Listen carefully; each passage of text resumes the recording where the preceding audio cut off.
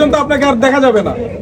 আমার তো মনে হচ্ছে নির্বাচনে আমি শুরু হয়ে গেছে আজকে যে অবস্থা, একদম অলরেডি রমরমা একদম জমজমাট পরিস্থিতি। আমরা এটাই চাই সবসময় যে আমাদের দেশের যে একটা আসলে বলবো যে ন্যাশনাল ইলেকশন, এটা যেন এরকমই সবার মধ্যে আনন্দ আমেজ কাজ করে এবং আমরা যারা আর্টিস্টরা আছি তারা যেন এভাবেই নিরাপদভাবে কাজ করতে পারি। সো সেই আশাটাই করবো। এবং স্পেশালি যেহেতু ইলেকশনের কথা বললেন, আমরা তো আসলে যেহেতু আমি একদমই একজন নন পলিটিক্যাল পার্সন, আমি একজন আর্টিস্ট, সো আমার জায়গা থেকে আমি বলবো একজন সচেতন নাগরিক হিসেবে অবশ্যই আমরা একটা সুষ্ঠু সুন্দর নির্বাচন চাই। আর অবশ্যই আমরা আমাদের নিরাপত্তা চাই। আমরা চাই যে শান্তিপূর্ণভাবে আমরা যেন আমাদের বাংলাদেশে অবস্থান করতে পারি এবং সবগুলো সেক্টরে যেন কাজ করতে পারি।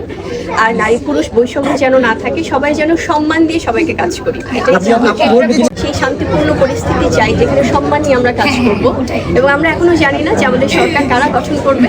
যারাই আসুক তাদের প্রতি যেমন সম্মান ভালোবাসা, আর যারা আসতে পারবে না তারা ডেফিনেটলি আসলে আবার হয়তো বা গভর্নমেন্টের সাথে যারা অপোজিশন সবাই একসাথে কাঁধে কাঁধ মিলে কাজ করবে। যে ছোট ভাই ছিল তাকেও গুলি করা হয়েছে, তার আনুষঙ্গিক যারা আরো তার সাথে কাজ করতো ইনকলাব মঞ্চে তাদেরকে এই বিষয়টা নিয়ে আসলে কিছু বলবেন কিনা?